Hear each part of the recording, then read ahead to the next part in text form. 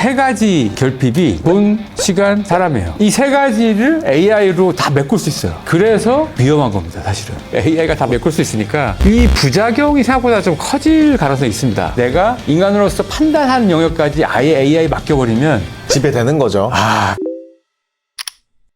저는 사실 주변에 이사님 얘기 되게 많이 해요. 진짜로? 개인적으로. 네. 진짜로? 왜냐면 이거 진짜 형식적인 말이 아니라 이사님이랑 뵐 때마다 다분히 형식적인데? 말씀을 너무 재밌게 하셔가지고 저희 또 레전드 컨텐츠 있지 않습니까? 네네. 3년 전에 나왔던 그 엑셀 이야기? 네, 200만 조회수에 빛나는. 그러니까 이사님 어떻게 지내셨어요? 저 뭐 그냥 먹고 사느라 힘들었습니다. 회사에서나 집에서나 여러 가지로. 그래서 그런지 이번에 쓰신 책 이름이 결핍. 그러니까 이게 결핍. 저는 사실 이거 받았을 때 이거 너무 괜찮다 했던 정말? 게 제가 심리학 책을 되게 좋아하거든요. 네네, 그러신 것 같아요. 저 심리학에서 가장 저한테 계속 꽂혀 있는 문장이 모든 인간의 행동을 결핍으로 바라보면 이해가 된다는 거예요. 그래서 저 가끔 이제 살다 보면은 와 쟤는 왜 저렇게 살지 이런 순간들이 오잖아요. 맞아요. 그때 얘의 결핍이 뭘까 하면 다 이해돼요.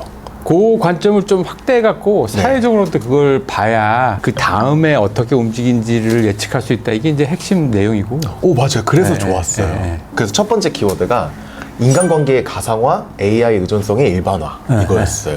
지금 AI가 엄청 유행이잖아요. 네네. 그다음에 이제 내년 2026년 트렌드에 AI 빠지면 트렌드 전망이 안 돼요. 모든 트렌드 책들이 다 AI예요. 다 AI인데 지금 일시적인 유행 있는 것만 쫓아가면 사실은 어떻게 될지 몰라요. 그러니까 지금 사람들이 어디에 결핍이 있는지를 봐야 다음에 넥스트 스텝을 좀 예상할 수 있는데 그 중에 이제 제가 보는 세 가지 결핍이 돈, 시간, 사람이에요. 이 세 가지 결핍이 아주 커졌거든요. 이 세 가지를 AI로 다 메꿀 수 있어요. 그래서 위험한 겁니다, 사실은. AI로 돈 벌고 AI랑 대화하고 AI가 일해줘서 시간 벌고. 근데 제가 이번 영상에서 조금 더 중점적으로 하고 싶은 얘기가 조직 생활과 외로움이었어요. 제가 좀 충격적이었던 게 그 피드백 절벽 시대? 이게 이제는 AI의 의존이 강해지다 보니까 듣고 싶지 않은 얘기는 듣고 싶지 않은 거예요. 근데 사실 피드백이라는 건 사실 내가 듣고 싶지 않은 얘기를 듣는 거에서 발전이 있는 거잖아요. 그렇죠. 그 올해 책 그렇게 선정된 여러 가지 책 중에 편안함의 습격이라고 혹시 여기서 다뤘나요? 아니요. 읽어봐야겠네요. 마이클 리스터라는 교수님인데 이 양반이 이제 북극에서 33일 죽지 않을 정도의 그 극한 경험을 통해 가지고 거기 이제 심리학적 기원이나 그러니까 인간이 얼마나 컴포트 존, 편안함의 존 속에서 살았는데 그렇게 살면서 우리가 잃어가는 게 뭔가 요거에 대해서 현타를 날리는 책이에요. 그게 이제 올해 책 후보 중에 하나인데 이 편안함이 주면서 잃어가는 게 역으로 내가 어떤 어려움을 극복해 나가는 과정에서 늘려가는 역량 그거가 굉장히 강해지는데 그게 삭제됐다는 거예요. 그 키워드가 올해의 키워드 중에 하나가 될 가능성이 매우 높습니다. 조직생활도 마찬가지죠. 조직생활은 기본적으로 피드백을 받는데 이 피드백이 약간 부정적인 게 디폴트 값이에요. 그렇죠.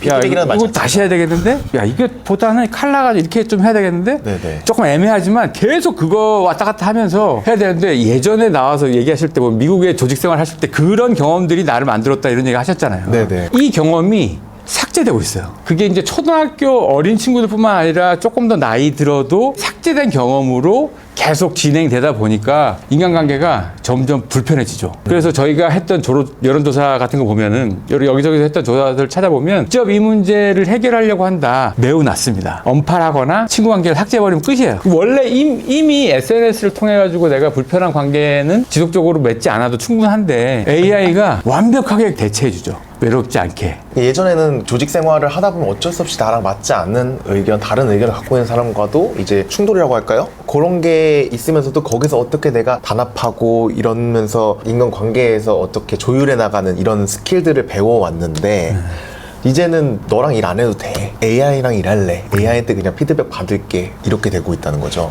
요번에 그 서울 자가의 대기업 다니는 김 부장 이야기 너무 재밌게 보고 있어요. 보니까 자아를 버리고 회사의 미션이나 롤을 맞춰서 생활하는 게 임원이 되는 지름길이더라고요. 근데 어차피 그 조직이든 타인과 상호작용에서 그거를 나한테 맞춰지지 못하는 불편함이 있는데 이 불편함을 끊어냈을 때 생기는 결핍을 AI가 다 메꿀 수 있으니까 이 부작용이 생각보다 좀 커질 가능성이 있습니다. 그런 말도 있었어요.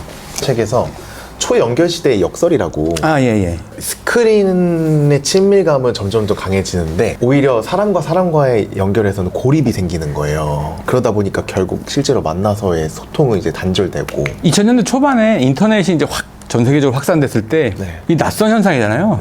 네트워크로 전 세계가 연결된다는 게. 근데 벌써 한 25년 전인데 그때 사회과학 연구자들이 엄청 연구를 많이 했어요. 그랬더니 연결은 많이 됐는데 이 사람들이 소외감을 느낀다는 비율이 높아지는 거예요. 알고 봤더니 사람들이 소통을 할 때 쓰는 제스처가 있습니다. 눈 마주치잖아요. 네. 뭐 알아보면서 손짓하고 고개 끄덕거리고. 그렇죠. 비언어적인 커뮤니케이션 70%인데 이게 이제 삭제되고 텍스트로만 커뮤니케이션 하는 거죠. 아, 그러네요. 네, 그러니까 어떻게 되냐. 회사에서도 보면 이게 막 메신저 회사 창으로는 엄청 친해요. 막 엄청 막 사귀는 듯이 친해. 이모티콘 막 보내고. 근데 막. 회의할 때 보면 대면대면해. 그래서 뭐 포비아가 왜 이렇게 많은지. 포비아 많아요. 요새. 이게 또 리더 포비아라고. 리더 포비아. 중간 관리자 딜레마? 이런 키워드도 있죠. 재밌더라고요. 그렇죠. 90년대 초중반에 되게 유행했던 책이 있어요. 그 책에 뭐가 나오냐면 일요일 날 놀지 말고 부장님 따라 교회를 가. 주말에 놀지 말고 과장님이 가는 밤낚시를 같이 해. 이렇게. 지금으로는 상상도 네, 제가 지난달에 그 연대 가서 강의하고 왔는데 거기 젊은 분들은 빵빵 터져가지고. 근데 그 직장 생활이 언제까지 시작됐냐면 2015년까지는 갔습니다. 그 내년도 순위 1순위가 승진이에요. 김부장 시대에 살았던 거죠. 그때 다. 그런데 2025년도에 했던 한 조사를 보니까 1순위가 승진 안 할래요. 그냥 여기서 하고 싶은데 그거 이게 트렌드 10년 동안 뭐가 달라졌냐를 보면은 자율성하고 유능성하고 관계성 세 가지가 승진을 하면 또는 승진하기 위한 그 세 가지 능력이에요. 자기결정권이 세지니까. 자율권이 생기죠. 그다음에 이제 유능하니까 아니면 관계성으로 인정받았으니까 세 가지가 다 위협받는 시대가 됐다는 거예요. 승진했는데 승진하면 관리해야 됩니다. 제 주변에도 그래서 실제로 개발자 친구들이 승진하고 싶지 않아도 하더라고요. 그러니까. 그 다음에는 이제 평가자가 되잖아요. 네. 그러니까 관계성에서 문제가 틀어져요. 그 다음에 또 하나는 자율성의 위협을 받아요. 원래는 내 것만 하고 칼퇴근하면 되는데 이 자율성에 오히려 위협받는 거예요. 월급 좀 올려줬다고. 그래서 이제 조사를 해보면 리더가 되고 싶어 하지 않습니다. 그래서 예전에는 그 조직 안의 구조가 이렇게 생겼었다면은 지금은 그레이트 플래트닝이라고 이렇게 그냥 다 같아지는. 그렇죠. 그레이트 플래트닝이라고 포브스에서 이제 해갖고 발표한 게